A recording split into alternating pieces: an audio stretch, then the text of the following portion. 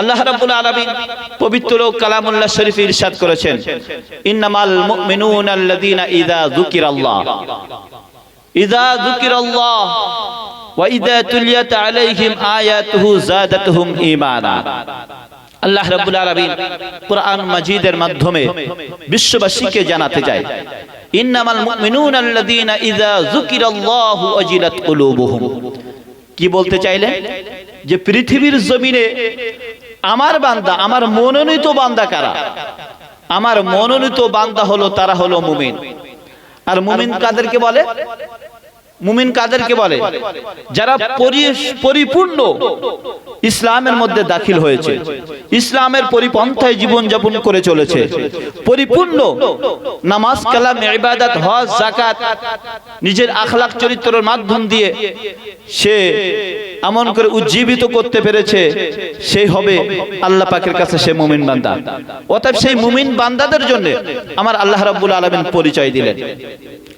আমার আল্লাহ রাব্বুল আলামিন বললেন, ইন্নামাল মুমিনুনা আল্লাযীনা ইযা যুকিরাল্লাহু ওয়াজিলাত কুলুবুহুম।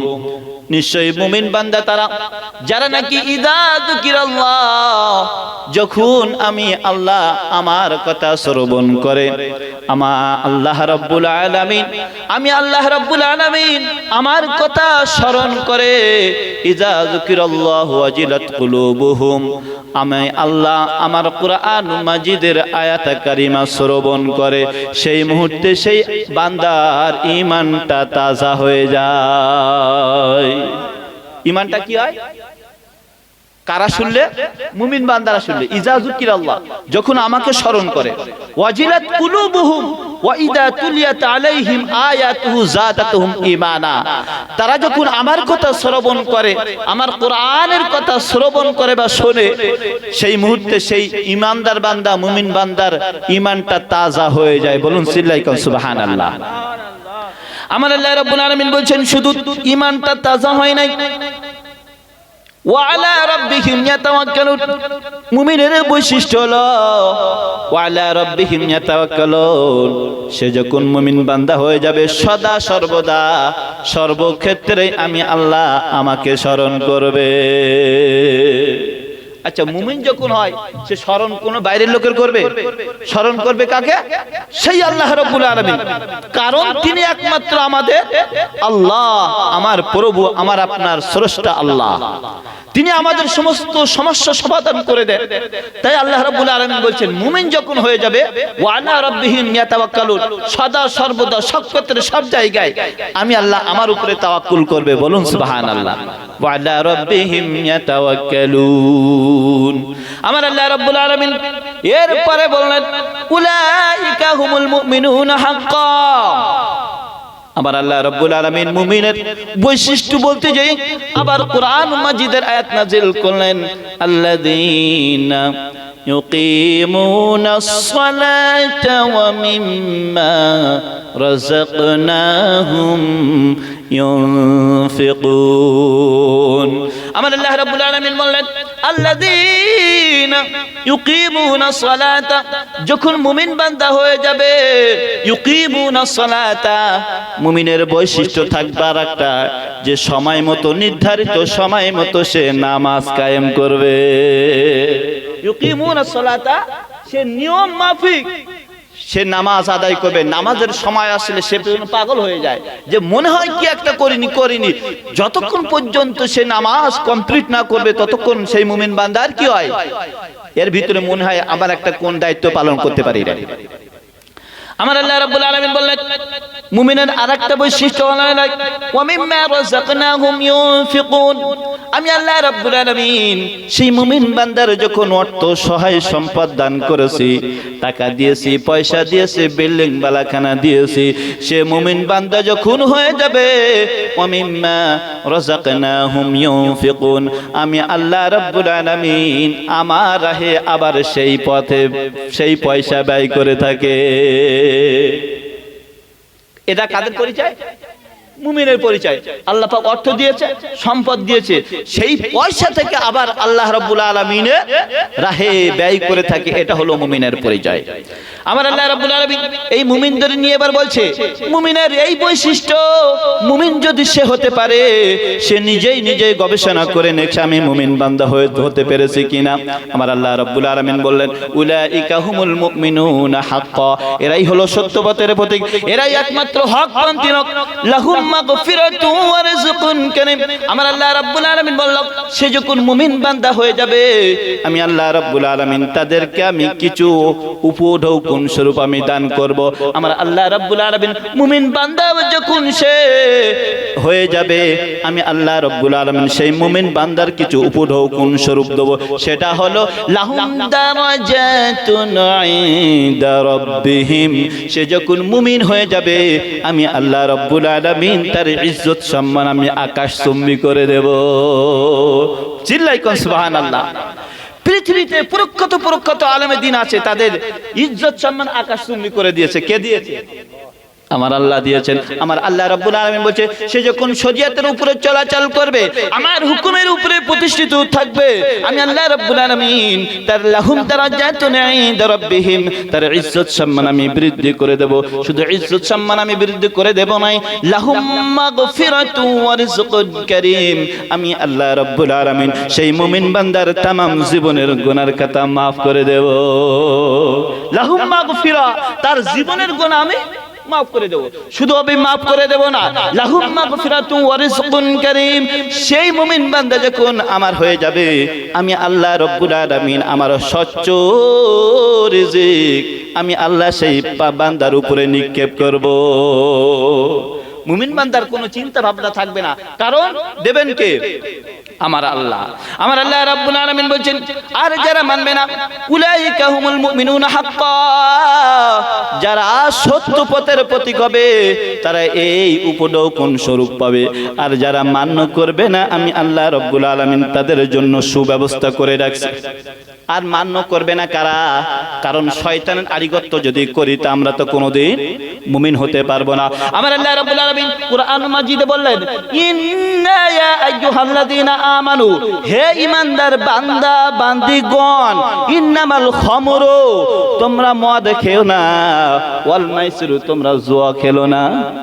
এবার তো বলবেন যে হুজুর এতক্ষণ মুমিনের বৈশিষ্ট্য ভালো, এইবার তো আপনি তো ঠিক জায়গায় যাচ্ছেন, বলবেন তো নাকি? কষ্ট পাচ্ছেন নাকি? কোরআন বলছে, এটা আমার বাপ দাদার গড়া কোন নিয়ম কানুন, এটা হলো কোরআনের বার্তা। আমার আল্লাহ রাব্বুল আলামিন বলেন, ইয়া আইয়ুহাল্লাযীনা আমানু ইন্নামাল খামরু ওয়াল মাইসিরু ওয়াল আনসাবু ওয়াল আসলামু রিজসুম মিন আমালিশ শাইতান। আল্লাহ রাব্বুল আলামিন বলেন, ইন্নামাল খামরু, খামরুর অর্থ হলো মদ, কারণ মদ হলো জ্ঞানকে ঢেকে ফেলে, তার জ্ঞানটা অকেজ করে দেয়। এজন্য বলল ইন্নামাল খামরু ওয়াল মাইসিরু, জুয়াকে আমি হারাম করেছি, মদকে আমি হারাম করেছি, ওয়াল আনসাবু ওয়াল আজলামু, তাস পাশার লটারিকে আমি হারাম করেছি, রিজসুম মিন আমালিশ শাইতান, এই চারটি কাজ কোন মানুষের হতে পারে না। মিন আমালিশ শাইতান, চারটি কাজ হলো শয়তানের। চারটি কাজ কার? মানুষের হতে পারে? ফাজতানিবু লাল্লাকুম তুফলিহুন, ওহে বান্দা তোমরা জানার পরেও কি হতে যাবে? এরপরে দেখুন আমার আল্লাহ রাব্বুল আলামিন বলছে, ও বান্দা, আমি চারটি কাজ যখন হারাম করে দিয়েছি, তোমরা তো বুঝতে পারলে না। পরবর্তী কোরআন মাজিদের আয়াত আবার নাযিল হয়ে গেল বোঝানোর জন্য, ইন্নামা ইউরিদুশ শাইতানু আইয়ুকিয়া বাইনাকুমুল আদাওয়াতা ওয়াল বাগদা আবিল খামরি ওয়াল মাইসিরি। শয়তান দেখলো চারটি কাজ যদি আল্লাহ পাক হারাম করে দিয়ে যায়, তাহলে আমার দলের লোক তো আর আমার কাছে আর থাকবে না, আমার কাছে আর থাকবে না, আর আমি তো হেরে যাব। তাই সে শয়তান কি করলো? ইন্নামা ইউরিদুশ শাইতান, শয়তানের পরিকল্পনা পরিপন্থা হলো ইউরিদুশ শাইতান আইয়ুকিয়া বাইনাকুমুল আদাওয়াতা, সদা সর্বদা এই বান্দাদের মধ্যে ঝগড়া বিপদ সৃষ্টি করা। এ কার কাজ? শয়তানের কাজ। এই ঝগড়া বিপদ সৃষ্টি করবে কিভাবে? তাই পক্ষান্তরে কোরআন মাজিদের আয়াতে কারিমা নাজিল হলো, ইউরিদুশ শাইতানু আইয়ুকিয়া বাইনাকুমুল আদাওয়াতা ওয়াল বাগদা, তাদের মধ্যে ডিভাইড সৃষ্টি করা, মারামারি সৃষ্টি করা। ইউরিদু শাইতানু আইয়ুকিয়া বাইনাকুমুল আদাওয়াতা ওয়াল বাগদা আফিল খামরি ওয়াল মাইসিরি। শয়তান বেছে নিল দুইটা কাজ, এক হলো আফিল খামরি মদ, দ্বিতীয় হলো জুয়া। শয়তান কটা বেছে নিল? দুইটা, আফিল খাম। কারণ মদ খাওয়াতে পারলে আমার আল্লাহ রাব্বুল আলামিন বলেন আফিল খামরি ওয়াল মাইসিরি ওয়া ইয়াসুদ্দাকুম আন যিকরিল্লাহ। শয়তান বলল আমি যদি মদ এবং জুয়া এদের ভিতরে ঢুকাতে পারি, ওয়া আনিস সালাহ আন যিকরিল্লাহ ওয়া আনিস সালাহ, আল্লাহর স্মরণ থেকে তাদেরকে বিরত রাখা যাবে। আমি প্রথম বললে না, মদ হলো জ্ঞান ঢেকে ফেলে, জ্ঞান যখন ঢেকে ফেলবে নামাজের কথা স্মরণ হবে, আন যিকরিল্লাহ আল্লাহ পাকের কথা স্মরণ হবে, ওয়া আনিস সালাত নামাজের কথাও মনে হবে না, আল্লাহ পাকের কথাও স্মরণ হবে না। ফাহাল আনতুম মুনতাহুন, ওহে বান্দা এর পরেও কি তোমরা বুঝবে না, তোমরা শুনবে না? আমার আল্লাহ রাব্বুল আলামিন কুরআন মাজিদের আয়াত নাযিল হয়ে গেল, এই পক্ষান্তরে মদ আমাদের জন্য হারাম করেছে। আল্লাহ রাব্বুল আলামিন কুরআন মাজিদে বলছেন এখন আমরা যদি মুমিন বান্দা হতে চাই আমাদের কর্মগুলোকে তো বিতাড়িত করতে হবে। আমরা যদি না করতে পারি তাহলে কোনোদিন মুমিন বান্দা হতে পারবে না। আমার বন্ধু ভুল জানা বুঝবেন না, ছোট্ট একটা কেচ্ছা বললে আপনি বুঝতে পারবেন। আল্লাহ রাব্বুল আলামিন এমন করে বিশ্ব নবী প্যারা রাসূল সাল্লাল্লাহু আলাইহি সাল্লামকে পাঠিয়েছেন পৃথিবীর জমিনে। দেখা গেল তার কলিজার টুকরি সন্তান আম্মা জান ফাতেমা, তার কলিজার টুকরা সন্তান হলো হুসাইন। এদিকে হযরত ওমর রাদিয়াল্লাহু তাআলা উভয়ের সন্তান, উমরের সন্তান হলো আব্দুল্লাহ, আর এমন করে আলীর সন্তান হলো হুসাইন। বৈকাল বেলা খেলাধুলা করে দেখা যায় উভয়ের মধ্যে একটু ঝগড়া বিবাদ সৃষ্টি হয়েছে। কি বললাম? ঝগড়া বিবাদ সৃষ্টি হয়েছে। কথার মধ্যে কথা কাটাকাটি শুরু হলো। প্রতিমধ্যে হযরত হুসাইন রাদিয়াল্লাহু তাআলা আনহু বড় রাগান্বিত ব্যক্তি ছিল হযরত হুসাইন। আব্দুল্লাহ উমরের বেটা উমা আব্দুল্লাহকে বলে ফেললো রে গোলামের বাচ্চা গোলাম, গোলামের বাচ্চা গোলাম। যখনই বলেছে একটা আত্মসম্মান দিয়েছে রানিং প্রেসিডেন্ট হযরত ওমর, আর সেই ওমরের সন্তান আব্দুল্লাহ, তার পাওয়ার কি কম? আচ্ছা এখন যদি আমাদের মুখ্যমন্ত্রীর সন্তানের যদি এমন একটা কথা বলা হয় আমার আপনার বাদ জীবিত রাখবে বলে মনে হয় যে কোনো পন্থায় ব্যাস কুল্লু খালাস। কিন্তু তৎকালীন যুগে ওমরের বেটা একজন প্রেসিডেন্ট, অর্ধেক দুনিয়ার একজন প্রেসিডেন্ট, তার সন্তান আব্দুল্লাহকে বলেছে গোলামের বাচ্চা গোলাম। যত বলে হুসাইন তো রাগান্বিত ব্যক্তি, ও শুধু বলে গোলামের বাচ্চা গোলাম। ওরা করলো আব্দুল্লাহ ঝগড়া বিপদ সৃষ্টি না করে বাড়িতে চলে গেল কাঁদতে কাঁদতে। হযরত ওমর রাদিয়াল্লাহু তাআলা কলিজার টুকরা সন্তান আব্দুল্লাহকে ডাক দিয়ে বলে এ আমার কলিজার টুকরা সন্তান আব্দুল্লাহ, বাবা কাঁদো কেন? আব্দুল্লাহ বলল আব্বাজান আমি বড় কষ্টে কাঁদছি, আমাকে কেউ মারে নাই, ধরে নাই, কেউ কিছু করে নাই, কিন্তু আমি কষ্ট পেয়েছি একটা কথার মাধ্যমে। ওই সময় হযরত ওমর রাদিয়াল্লাহু তাআলা বলল বাবা কি হয়েছে বলো না। আব্দুল্লাহ বলল আব্বা হুসাইন বিনতে আলী, আলীর বেটা হুসাইন আমাকে গালি দিয়েছে, আমাকে গোলামের বাচ্চা গোলাম বলেছে। এখন আমি আপনার সন্তান হিসাবে না, আমি এই দেশের একজন নাগরিক হিসাবে আপনার কাছে আমি বিচার চেয়েছি। কারণ আপনি তো ইনসাফ ভিত্তিক বিচার করেন, আপনার বিচারে কোনো সমস্যার সমাধান সম্মুখীন হতে হয় না। আপনি যেটা বিচার করেন সেটা হলো কোরআনের মাধ্যমে বিচার করেন। অতএব আপনার কাছে আমার বিশ্বাস রয়েছে, আমি আপনার সন্তান আব্দুল্লাহ আপনার কাছে বিচার দিলাম, আপনি বিচার করবেন। কারণ হুসাইন আমাকে গোলামের বাচ্চা গোলাম বলেছে, আমি বিচার অবশ্যই চাই। আব্দুল্লাহ বলল তাহলে আমি আলীর সঙ্গে একটু কথোপকথন করে নেই। হযরত ওমর রাদিয়াল্লাহু তাআলা আলীকে ডাক দিয়ে বলে আলী, ও আলী আমার আব্দুল্লাহ আমার কাছে বিচার চাইছে। এখন বিচারটা হলো এটাই, হুসাইন নাকি আমার আব্দুল্লাহকে গালি দিয়েছে, এখন আমি বিচার করতে চাই, বলো কি? আলী কিছু বলে না। ওমর বলল আপনি যদি বিচার আমার দ্বারাই যদি না করান তাহলে মক্কা নগর থেকে আমি বড় বড় সাহাবীদেরকে ডেকে নিয়ে আসবো, তারাই বিচার করবেন। আলী বলল না না ও আমিরুল মুমিনিন,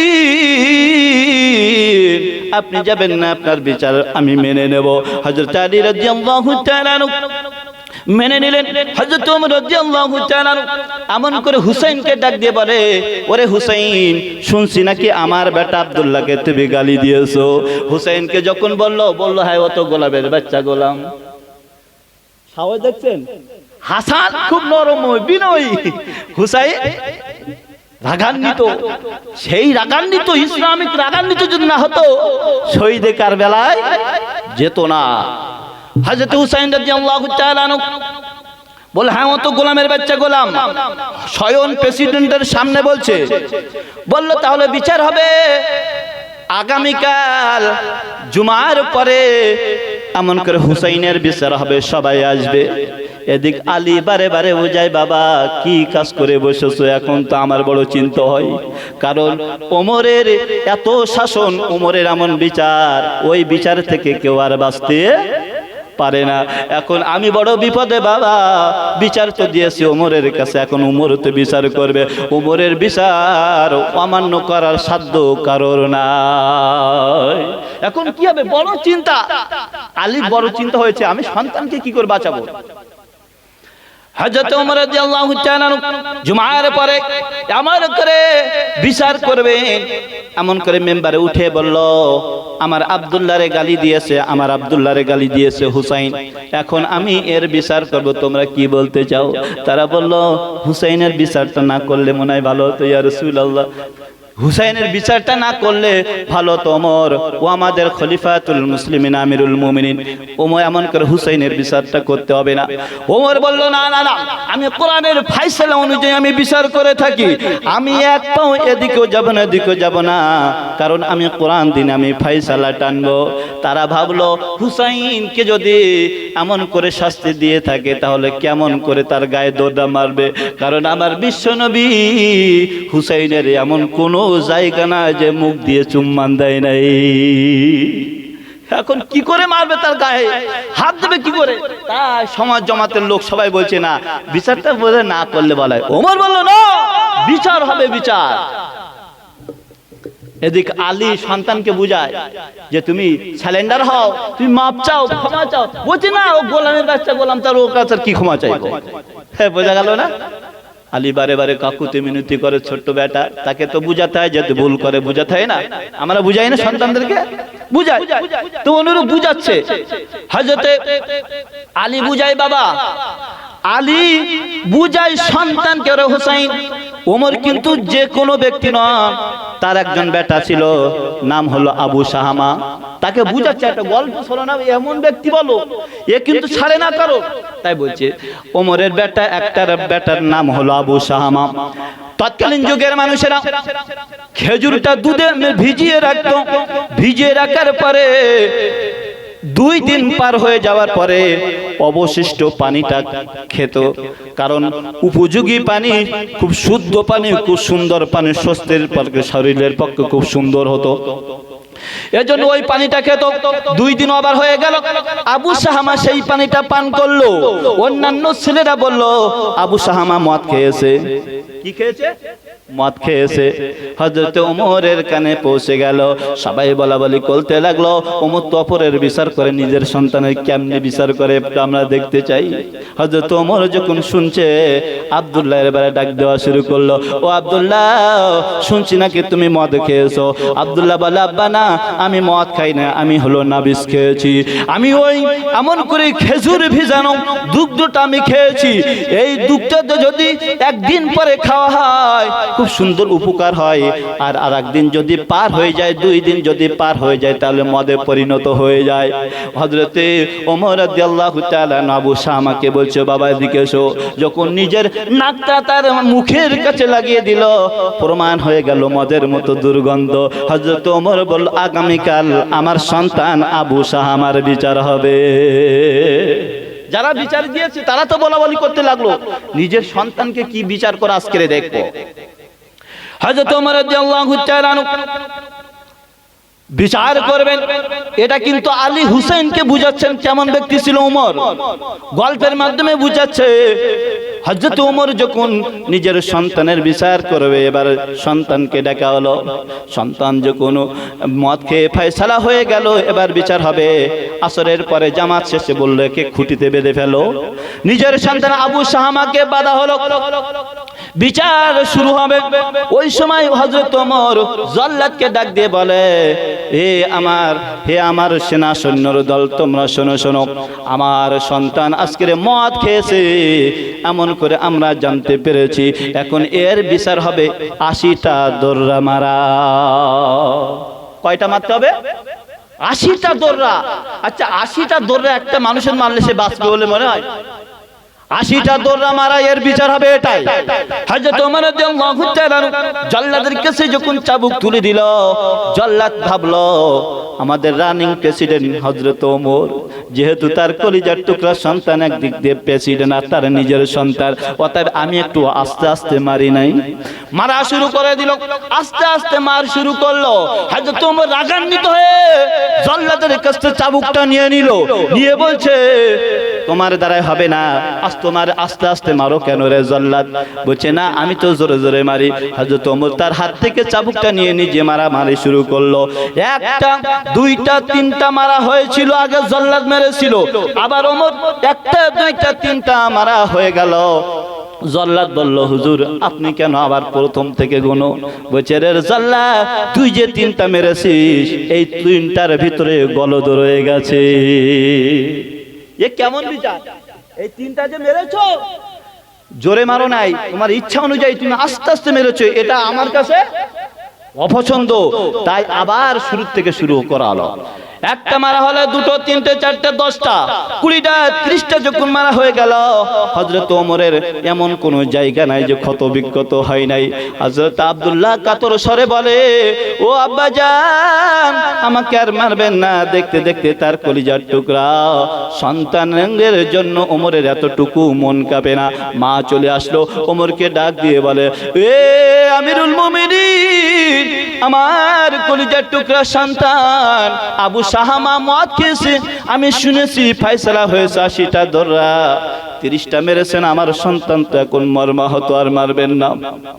আমি তার মা হয়ে আপনার কাছে প্রার্থনা করি, যদি আপনি আজকে ছেড়ে দেন, 80টা দৌড়ার জন্য আমি মা জননী ভিক্ষা করে হলেও 80টা উট তার নামে আমি কুরবানি করে দেব। বলুন সুবহানাল্লাহ। 80টা উট আমি দেব, আপনি আর আমার সন্তানকে মারবে না। ওই সময় হযরত ওমর বলল, এ অপরাধী সন্তানের মা, এখান থেকে চলে যাও। ফয়সালা যখন টেনেছে 80টা দৌড়া মারবো। স্ত্রী স্বামীর পরিচয় দেয় নাই, স্বামীও স্ত্রীর পরিচয় দেয় নাই। মা সাইডে চলে গেল, আবার মারা শুরু করলো। মারতে মারতে মারতে মারতে যখন 50টা অতিবাহিত হয়ে গেল, হযরতে আবু শাহামা মার খেতে খেতে জমিনে লুটিয়ে পড়লো। দেখা গেল 60টা যখন অতিবাহিত হয়ে গেল, আবু শাহামা পৃথিবীর জমিন থেকে বিদায় নিল। আচ্ছা বাবা, বিচার করছে কার? বিচার করছে কার? তার কলিজার টুকরা সন্তানের। আর নিজে হাতে মেরে ফেলেছে। অপরাধটা কি? মদ খেয়েছে। কি খেয়েছে? মদ খেয়েছে। আমার আপনার সন্তান গিয়াজা টানছে, গিয়াজা মদ টানছে, বাড়ি এসে বলছে, খোকন বাড়ি এসছে? হ্যাঁ এসেছে। দাও দুটো ভাত দাও। কি কত সুন্দর বিচার আমাদের, ভাত দাও। ওকে ভালো করে ভাত দিয়ে ওকে সুন্দর করে জায়গা করে দাও, একটু শুয়ে বাঁচো। বাঁচবেন তো আপনি, আপনার কৈফিয়ত দেওয়া লাগবে না। সন্তান জন্ম দিয়েছেন শুধু আয় করার জন্য, আয় করার জন্য, টাকা আয় রোজগার করার জন্য, অত সহজ না। সন্তান জন্ম দিয়েছেন, সন্তানের যদি কাজ শরিয়ত মাফিক না হন, আপনি পার পাবেন না। ওই সন্তানের জন্য আপনিও জাহান্নাম, আপনি পার পাবেন না। সন্তান শুধু জন্ম দিলে হবে না, তার কর্ম করা লাগবে। আবু শামা পৃথিবীর জমিন থেকে বিদায় নিল। হযরত ওমর রাদিয়াল্লাহু তাআলা বুঝতে পারলেন আবু শামা পৃথিবীর জমিন থেকে বিদায় নিল।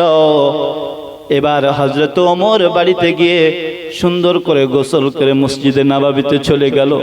মসজিদে নববীতে গিয়ে 2 রাকাত নামাজ আদায় করে এত কাঁদে বলে, আল্লাহ আমার কলিজার টুকরা সন্তান অপরাধ করেছে, আমি তার পিতা বিচার করেছি কোরআন দিয়ে, আমার সন্তান মদ খেয়েছে প্রমাণ হয়ে গেছে, আমি তার আব্বাজান দোয়া করে আমার সন্তান যদি কোনো অপরাধ করে, আল্লাহ দয়া করে মেহেরবানি করে আমার সন্তানের জীবনের গুনার কথা মাফ করে দাও। মারার পরে হযরত ওমর রাদিয়াল্লাহু তাআলা মসজিদ থেকে চলে আসলো। আসার পরে এখনো 20টা দোররা বাকি রয়েছে। এমন করে ওমর বাড়ি আসা মাত্র আবার জামা খুলে আবার সেই কবরের উপরে মারা শুরু করলো। একটানা 20টা দোররা মারার পরে হযরত ওমর রাদিয়াল্লাহু তাআলা আনহু স্থির হয়ে যায়। পৃথিবীর মানুষকে জানিয়ে দেয়, যদি কেউ মদ খায় এবং জুয়া খেলে, আমি ওমর বললাম আমার সন্তানের মতো পৃথিবীর জমিন থেকে সরিয়ে দেব, আমি সরাবো না, কোরআনের ফয়সালা অনুযায়ী তার পৃথিবীর জমিন থেকে আমি সরিয়ে দেব। মদ আর খাবে বলে মনে হয়? মদ খাবে আর কোরআনের আইন। কিসের আইন? কোরআনের আইন। ওই সময় আলী বলল, বাবা তাহলে নিজের সন্তানকে মেরে ফেলেছে, এখন আমি তোমাকে কেমনে বাঁচাই, কি করে বাঁচাবো? হুসাইন বলল, আব্বা আপনি কোনো চিন্তা করবেন না, কারণ সে তো গোলামের বাচ্চা, গোলাম, এতে কোনো সন্দেহ নাই, এতে কোনো সন্দেহ নাই। এতক্ষণ পড়ালো বুঝালো, ক্লাসের মতো তাকে টুকেছে, তাও সে শুনলো না, বলছে গোলামের বাচ্চাই গোলাম। এরপরে বলে বাবা ওমর কিন্তু যেমন তেমন লোক নাই। হযরত আলী রাদিয়াল্লাহু তাআলা সন্তানকে বলে, বাবা আমি আজকের স্বপ্ন দেখেছি, গভীর রাত্রিতে আমি যখন স্বপ্ন দেখি আমার রসুল আমাকে একটা খেজুরি দিয়েছে। একজন বুড়ি এসে রসুলের কাছে কিছু খেজুরি দিয়েছে, আর খেজুর দিতে দিতে আমি আলী আমারও একটা দিয়েছে খেজুর, আমি খেয়েছি। খাওয়ার পরে ঘুমটা ভেঙে গেল। এমন করে ফজরের নামাজ আদায় করলাম। ফজরের নামাজের ইমামতি করলেন হযরত ওমর। ওমর এমন করে যখন জামাতের পরে ঘুরে বসলো, একজন বুড়ি মা এমন করে ঝোলাবর্তী খাজুর নিয়ে এসে ওমরকে ডাক দিয়ে বলে, বাবা ও বাবা ও ওমর, ও আমিরুল মুমিনিন, খলিফাতুল মুসলিমিন, আমি বুড়িমা এসেছি বড় কষ্ট করে, কারণ আমার নতুন খেজুর বাগানের খেজুর নিয়েছিল, আপনাকে আমি দেব, আপনার সাহাবাদেরকে আমি খাওয়াবো, তাই আমি এই খেজুরগুলো নিয়ে আসছি, আপনি খান, আপনার সাহাবাদের মধ্যে বিতরণ করুন, তাদের মধ্যে বিলীন করুন। ওই সময় হযরত ওমর রাদিয়াল্লাহু তাআলা সবাইকে একটা করে খেজুর দেয়, কারোর 2টো দিয়েছে, কারোর 3টে, কারোর বা 1টি। হযরতে আলীর ওই একটাই ভাগে পড়ে গেছে। আলী চুপ করে খাওয়া শুরু করলো। আলী খেয়ে দেখে এত সুন্দর টেস্টপূর্ণ খেজুর জীবনে আর কোনোদিন খাই নাই। আলী এবার গিয়ে বলছে, ভাই ওমর আর একটা খেজুর আমার দিলে ভালো হতো না? ওমর বলল, কি কেমন করে বলো, আর একটা খেজুর দেবো, গত রাত্রিতে রসুল তো তোমাকে একটা খেজুরি দিয়েছে। বলেন সুবহানাল্লাহ। গত রাত্রিতে কয়টা খেজুর দিয়েছে? স্বপ্ন দেখছেন কে? বলেন, স্বপ্ন দেখছেন কে? আলী। আর সেই স্বপ্নের কথা ওমর জানতে পারলো। ওমর কি বলছে? গত রাত্রিতে রসুল কয়টা খেজুর দিয়েছে? বলছে একটা। তাহলে তুমি আর একটা দাবি করো কেমনে? তাহলে ওমর কি যেমন তোমার লোক? ওমর কিন্তু যেমন তোমার লোক নয়। হযরত ওমর রাদিয়াল্লাহু তাআলা আল্লাহ রাব্বুল আলামিন তাকে এমন করে নেতৃত্ব দেওয়ার জন্য অর্ধেক দুনিয়ার প্রেসিডেন্ট বানিয়েছিল। আলী বলল, কিন্তু যেমন তোমার লোক নাই বাবা, ও কিন্তু কোরআন দিয়ে ফয়সালা করবে, আমি কেমনে বাঁচবো আমি তো বুঝে আসে না। ও হুসাইন বলে, বাবা যতই যা কিছু বলেন, ও তো কিন্তু গোলামের বাচ্চা, গোলাম, ওর কথাই আমি যেটা বলেছি ওটাই, এর ব্যতিক্রম কিছু হবে না। পরের দিন সকালবেলা আসরের নামাজের পরে এমন করে বিচার হবে। হযরত হুসেনকে ডাক দেওয়া হলো, ওরে হুসাইন তুমি কি গোলামের বাচ্চা গোলাম বলেছো? বলছে, হ্যাঁ আমি গোলামের বাচ্চা গোলাম বলেছি। এখন আমরা ইতিটার তোমার তো বিচার করব। ওই সময় হযরতে আলী রাদিয়াল্লাহু তাআলা আনহুকে ডাক দিয়ে বলে, আলী এখন বিচার করা শুরু করি। হুসাইনকে ডাক দেওয়া হলো যে এবার বিচার করা শুরু করি। হযরত হুসাইন বলল, আমি যে গোলামের বাচ্চা গোলাম বলেছি, আপনার কি কোনো খারাপ লেগেছে নাকি? ওই সময় হযরতে ওমর বলল, না আমার কোনো খারাপ লাগে না, আপনি তো গোলাম। আপনি কার গোলাম? আপনি হলেন ওমর, দুনিয়ার এখন প্রেসিডেন্ট, আপনি হলেন আমিরুল মুমিনিন, খলিফাতুল মুসলিমিন, আপনি হলেন আমার নানার গোলাম। আর আপনার সন্তান আব্দুল্লাহ গোলামের বাচ্চা। গোলাম, আমি তো মিথ্যা কথা বলি নাই, বলুন সুবহানাল্লাহ। প্রমাণ হয়ে গেল। হযরত ওমর চোখ দিয়ে অজরনে পানি জড়াতে থাকে, আল্লাহ আমি তো বুঝতে পারি নাই। জান্নাতের সর্দার নিজে চোখে নিজে মুখে যখন বলেছে আমি গোলামের বাচ্চা গোলাম, আমি ওমর বড় খুশি হয়ে গেছি। যখন জান্নাতের সর্দার বলেছে আমি গোলামের বাচ্চা গোলাম, আমি রাসূলের গোলাম হয়ে কেমনে আমাকে জাহান্নাম দিবে? আমি বড় খুশি, কারণ আমি তো রাসূলের গোলাম। আর বলছে কে? জান্নাতের একজন সর্দার, যুবকদের সর্দার সেই হুসাইন বলছে আপনি তো রাসূলের গোলাম। কারণ আমার রাসূল যখন মেসাক করতেন, মেসাকটা আগিয়ে নিয়ে আসতেন। রাসূল যখন পেশাব করতে যেতেন, আপনি লোটা ভর্তি করে পানি এনে দিতেন। আমার রাসূল যখন উযু করবে, লোটা ভর্তি করে পানি নিয়ে আসতেন। আমার রাসূল যখন যাবে, এমন করে খড়মগুলো আপনি আগিয়ে আগিয়ে সামনে সামনে হাঁটতেন। তাহলে আপনি তো রাসূলের গোলাম। রাসূলের গোলাম, আপনি যখন রাসূলের গোলাম, আপনি গোলাম তার বাচ্চা আব্দুল্লাহ, আমি কেমন কি ভুল বলেছি নাকি? হযরত হুসাইনের কথা শুনে হযরত ওমর ওজর নয়নে পানি ঝরাতে থাকে। ওই সময় হযরত হুসাইনকে বলে, বাবা তাহলে আমি যে রাসূলের গোলাম, তুমি কি একটা টুকটি লিখে দিতে পারবে, কাগজে লিখে দিতে পারবে? হযরত হুসাইন বলল, আমি পারবো না, কেন নিয়ে আসেন। একটা কাগজ নিয়ে আসা হলো, আর লিখে দেওয়া হলো গোলামের বাচ্চা গোলাম। গোলাম হলো হযরত ওমর, তার বাচ্চা হলো আব্দুল্লাহ। যখন লিখে দিল, ওমর বলল আমি সার্টিফিকেট পেয়ে গেছি দুনিয়া থেকে, আমি জান্নাতি। কারণ হলো জান্নাতের সর্দার যখন সার্টিফিকেট দিয়েছে, এতে কোনো সন্দেহ নাই। হযরত ওমর রাদিয়াল্লাহু তাআলা আনহু বলল, ও বাবা হুসাইন, আমি যখন চলে যাব দুনিয়া থেকে বিদায় নেব, কাগজের টুকরাটা আমার কাফনের মধ্যে ঢুকিয়ে দেবে। যখন ফারিস্তা দেখবে গোলাম আমি রাসূলের গোলাম, নিঃসন্দেহে আল্লাহ রাব্বুল আলামিন আমাকে হেফাজত করবে। আব্দুল্লাহকে ডেকে ওমর বলে, ওরে বাবা আব্দুল্লাহ, দুঃখ পাস না, আমরা রাসূলের গোলাম হয়ে গেছি। আর রাসূলের গোলাম যখন হয়ে গেছি, পৃথিবীর জমিন থেকে আমরা পরিত্রাণ পেয়েছি। বলুন সুবহানাল্লাহ। তাহলে রাসূলের প্রেম তাদের ভিতরে কেমন ছিল? রাসূলের গোলাম হযরত হুসাইন রাদিয়াল্লাহু তাআলা সার্টিফিকেট দিয়ে দিল। হুসাইনের কথা শুনে বিচার হয়ে গেল, বিচার তো ওখান থেকে নিম্নেশ হয়ে গেল। আব্দুল্লাহ বুঝতে পারলো না, না না এই বিচার তো সঠিক হয়েছে। কারণ হলো আল্লাহ রাব্বুল আলামিন বিশ্ববাসীর জন্য নাজাতের কান্ডারি আমার রাসূলকে বানিয়েছে। আর সেই রাসূলের গোলাম যখন বানিয়েছে, আমিও আব্দুল্লাহ খুশি হয়েছে। এই জগৎবাসী শুনে রেখে দাও, জেনে রেখে দাও, আজ থেকে আমরা রাসূলের সৈনিক, এতে কোনো সন্দেহ নাই। দরুদ শরীফ পড়ুন, আল্লাহুম্মা সাল্লি আলা সাইয়্যিদিনা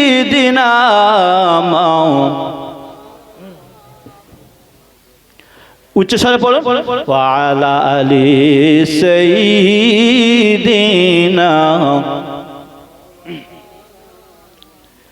আমার বন্ধু ভুল জানা বুঝবেন না, ইসলাম কিন্তু এইভাবে আসে নাই।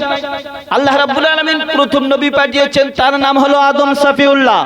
প্রথম আদম, দ্বিতীয় হলো হযরত আদম সাফিউল্লাহর পরে নূহ নবিউল্লাহ, দ্বিতীয় আদম বলা হয় যাকে নূহ নবিউল্লাহ। হযরত নূহ নবিউল্লাহ উচ্চ পর্বতের উপরে দাঁড়িয়ে চিৎকার মারে, প্রতিদিন সকালবেলা চিৎকার মারে, বলে এক আল্লাহ ছাড়া কোনো মাবুদ নাই, কোনো ইলাহ নাই, কোনো শরীক নাই, আমি তার পয়গম্বর। আমার প্রতি বিশ্বাস করে আল্লাহ রাব্বুল আলামিনের প্রতি ঈমান এনে আমার সাথে কণ্ঠ মিলায়া পড়ে না, লা ইলাহা ইল্লাল্লাহু নূহু নবিউল্লাহ। হযরত নূহ নবী হায়াত দিয়েছিলেন কতদিন বাবা বলো? জানেন না? 950 বছর। কয়দিন বললাম? 950 বছর। 950 বছর হায়াত দেওয়ার পরে 700 বছর অতিবাহিত হয়ে গেল, একটা মানুষ ইসলাম কবুল করল না। যখন এক বার্তা দেয়, সকলে পাথর মারে, কেউ এমন করে গায়ে থুতু নিক্ষেপ করে, মারুম হয়ে ঘরে ফেরে। হযরতে এমন করে নূহ নবিউল্লাহ আল্লাহর কাছে বলে, আল্লাহ আমি শুধু দিনের দাওয়াত দেয় আর আমাকে তো মারে, আমি আর সহ্য করতে পারি না, এর বিচার করো। এরপরে হযরতে নূহ নবিউল্লাহ বলল, এ যুগের মানুষ ইসলাম কবুল করে নাই, তাই কি হয়েছে? আগামী যে প্রজন্ম আসছে তাদের ভিতর থেকে হয়তো নিঃসন্দেহে কেউ ইসলাম কবুল করবে। এক যুগ পেরিয়ে গেল, আর এক যুগ চলে আসলো। হযরত নূহ নবিউল্লাহ আবার চূড়া পর্বতের উপরে দাঁড়িয়ে একই কথা বলল, আমি তার সত্য পয়গম্বর, আমার কথা বিশ্বাস করে আল্লাহর প্রতি মেনে কালেমা শরীফ পড়ে নাও। যখন এ কথা বলল, রাস্তা দিয়ে একজন বাবা, বৃদ্ধ বাবা, ছোট্ট একটা বাচ্চা সন্তানকে নিয়ে হাঁটতে হাঁটতে হাঁটতে যায়। নূহ নবিউল্লাহকে দেখা মাত্র ওই বাচ্চাটা বলে, আব্বা এটা ইনি হলো কে? বাবা বলল, ইনি হলো নূহ। সঙ্গে সঙ্গে বাচ্চাটা বলল, আব্বা আমার আঙুলটা ছেড়ে দাও।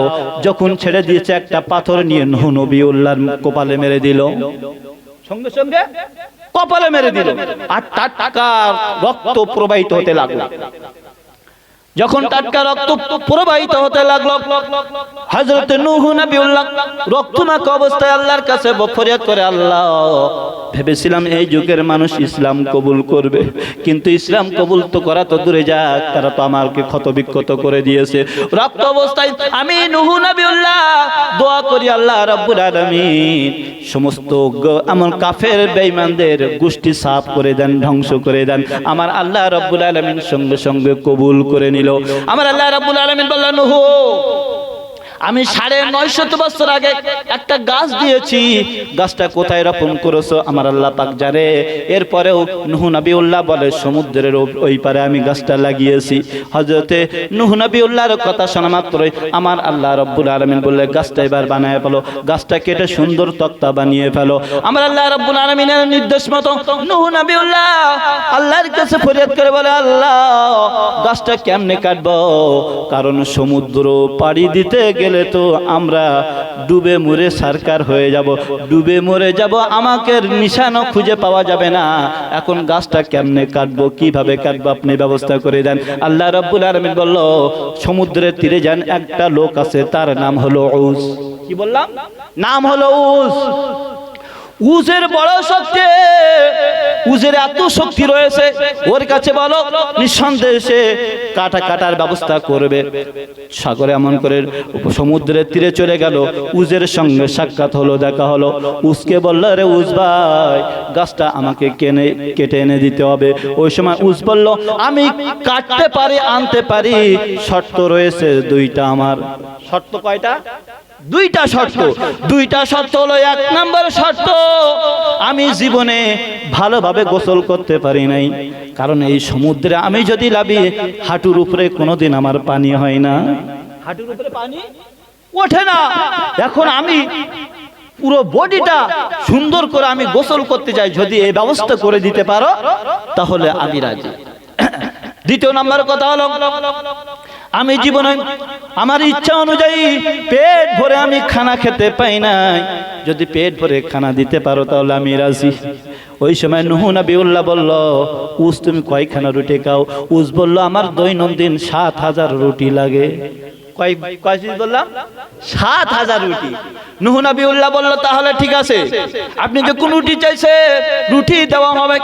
সাধ্যমতো উস পানিতে নেমে গেল, হাঁটতে হাঁটতে হাঁটতে সমুদ্রের অত এমন করে অপর সাইডে চলে গেল। বৃহৎ আকারের গাছ হলো, উস গাছে হাত দিল। উস গাছে হাত দেওয়ার সঙ্গে সঙ্গে একটা টান দিল, গাছটা এমন করে উপড়ে গেল। কেটে নিয়ে আসা হলো, অনেকগুলো তক্তা বানানো হয়ে গেল।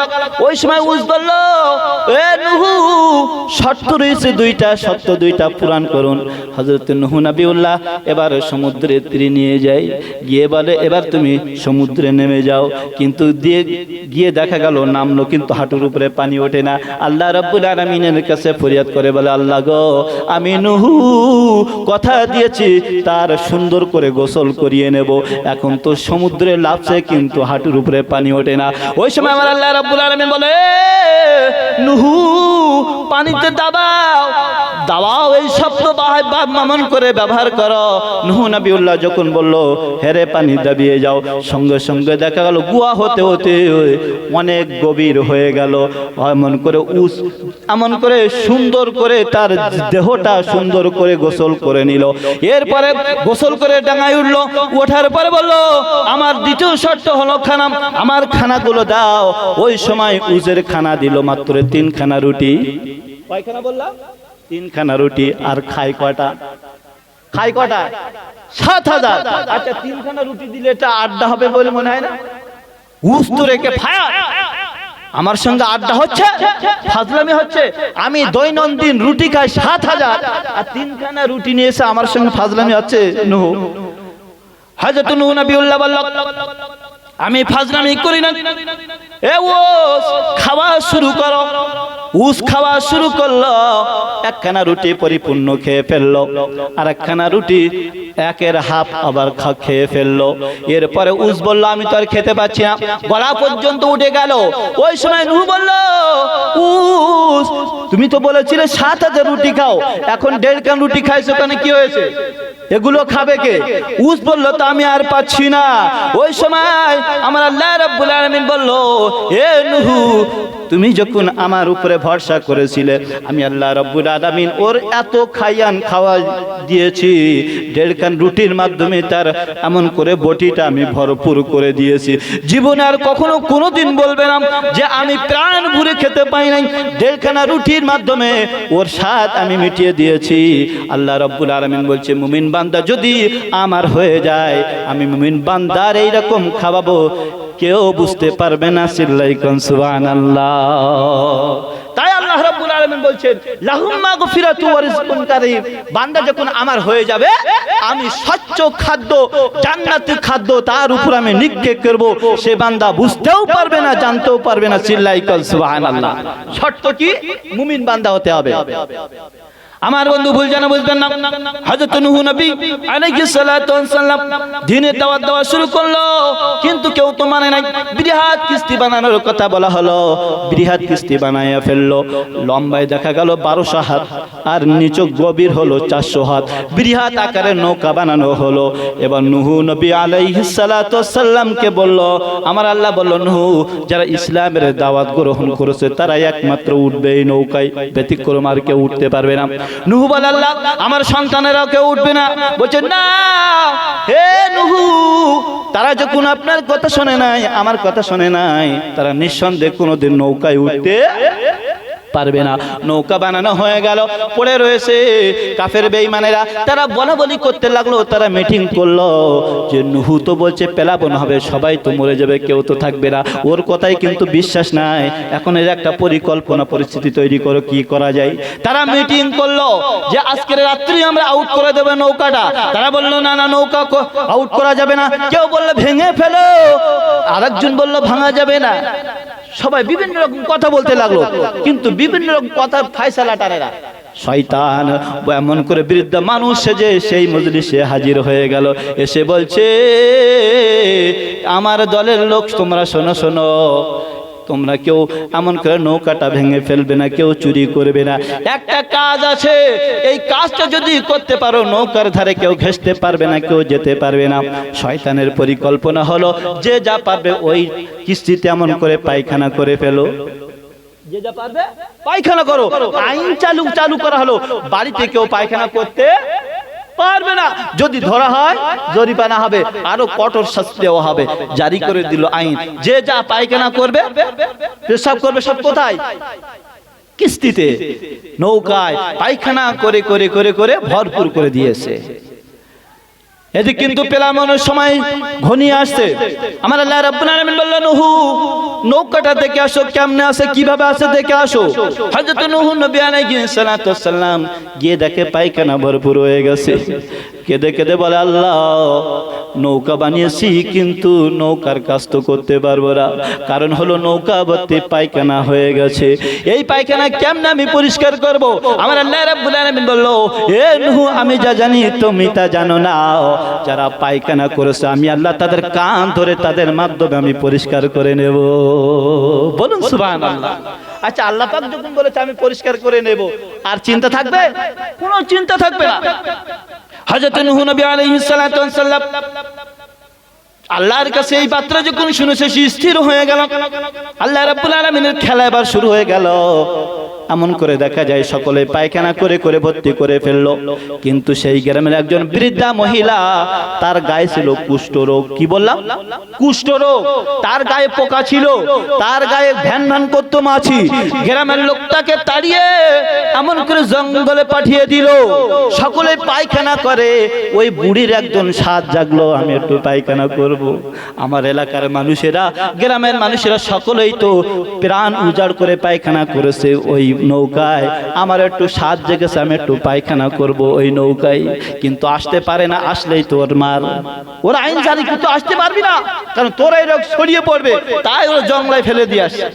আর ও ভেবে রয়েছে আমি এক সময় যাব, সবাই স্বাদ মিটাচ্ছে, আমারও একটু নিয়ে আমি একটু হাত ধোতে পায়খানা করব। বোঝা গেল না? গভীর হয়ে গেল রাত। ওই বুড়ি আস্তে আস্তে হাঁটতে হাঁটতে নৌকার ধারে চলে আসলো। বুড়িমা ওই সিঁড়ির মাধ্যমে আস্তে আস্তে উঠলো। ওঠার পরে পায়খানা করতে করতে গা টলতে টলতে পড়ে গেল সেই পায়খানায়। বৃদ্ধা মানুষ, ৮০-৯০ বছরের, সে কিরকম বৃদ্ধ হতে পারে? টলতে টলতে সেই পায়খানায় পড়ে গেল, সে আর উঠতে পারে না। ওই সময় আমার আল্লাহ রাব্বুল আলামিন ওই বুড়ি মাকে কলা কৌশল করে এমন করে পায়খানায় ফেলে দিল। বুড়ি আর উঠতে পারে না, পায়খানা খাওয়া শুরু করলো, হাউডুবু খেতে শুরু করলো। উঠতে তো আর পারে না, কোন রকমে অতি কষ্টের মাধ্যম দিয়ে টেনে ঘিসড়ে হাসতে হাসতে এমন করে উঠে গেল। যাবার পরে এবার রাস্তা দিয়ে হাঁটে, সকলের নজর পড়ে গেল। এত সুন্দর রমণী আর জীবনে তো দেখি নেই, এত সুন্দর চেহারা, এত সুন্দর অবনীত জীবনে কোনোদিন দেখি নাই। এ কোথেকে আসলো? ওই বৃদ্ধা মহিলাকে ডাক দিয়ে বলে, এ মহিলা তুমি কে? তোমাকে তো চিনতে পারি না। মহিলা বলে, আমাকে চিনতে পারবে? পরিচয় দিলে আমি হলাম ওই মহিলা। আমার গায়ে ছিল কুষ্ঠরোগ, আমার গায়ে পোকা মাকড়ে সর্বদা খেত। তোমরা আমাকে দুর্গন্ধের জন্য জঙ্গলে ফেলে দিয়েছিল। আমার জীবনে সহজ জেগেছিল, নুহুর নৌকায় আমি পায়খানা করব। পায়খানা করতে যে আমি এই পায়খানায় পড়ে যাই। এখন পায়খানা ওঠা মাত্র আমি দেখি এখন এমন করে ১৬ থেকে ২০ বছরের যুবতী হয়ে গেছে। বলুন সুবহানাল্লাহ। ১৬ থেকে ২০ বছরের যুবতী হয়ে গেছি, বিশ্ব সেরা সুন্দরী হয়ে গেল। ওই মহিলার কথা শুনে সকলে আশ্চর্য হয়ে গেল। একজন কুষ্ঠরোগ, তার পা খোড়া, সেও যখন পায়খানা এমন করে পায়খানাটা গায়ে লাগালো, তার খোড়া ভালো হয়ে গেল। তার পেটে রোগ রয়েছে, পায়খানা গিলে খেলো, তার ভালো হয়ে গেল। বলুন সুবহানাল্লাহ। আচ্ছা থাকে বড় মেটাসিন তৈরি করে দিয়েছে কে? আমার আল্লাহ রাব্বুল আলামিন বলল আমি কান দিয়ে পরিষ্কার করব। আল্লাহ পাকের খেলা শুরু হয়ে গেল। নারে তাকবীর, নারে তাকবীর। মুক্তাসার আলোচনা 2 মিনিট হুজুর, তার ভিতরে মুক্তাসার করে দেব। আলহামদুলিল্লাহ।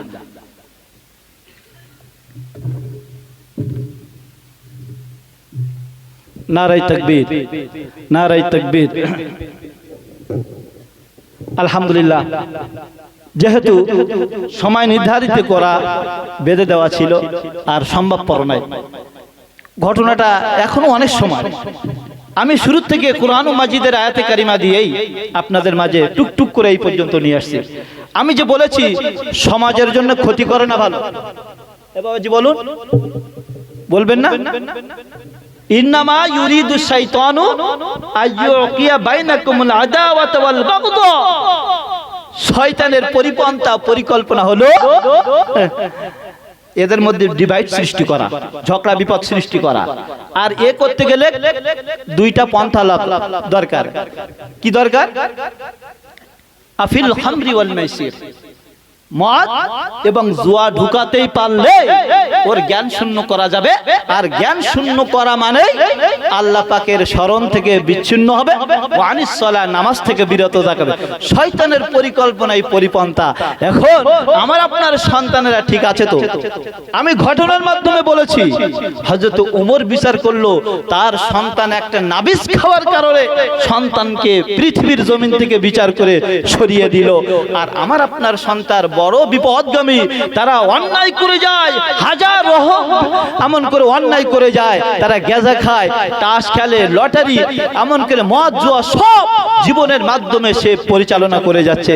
আমরা কেউ কথা বলি না, আমরা একটু সকলেই চিন্তা ভাবনা করি যে আমি যদি ভালো মসজিদে গিয়ে আসার গাড়ি খেয়ে বলি আল্লাহ আমি একমাত্র ভালো, আমাকে হেফাজত করুন, কোনোদিন বাঁচতে পারবে না। আপনার সন্তানকে আপনি জন্ম দিয়েছেন, সন্তানকে কোনোদিন রক্ষা করার জন্য আপনারা পরিপন্থা অবলম্বন করলে না, অতএব বাঁচার কোনো উপায় নাই। আমি বাঁচবো, আপনি বাঁচবেন, আপনার সন্তান বাঁচবে, সবাইকে বাঁচানোর চেষ্টা করতে হবে। আল্লাহ রাব্বুল আলামিন আমাদের সবাইকে শোনা ও বেশি বেশি আমল করা তৌফিক দান করুন। সকলে বলুন আল্লাহুম্মা আমিন।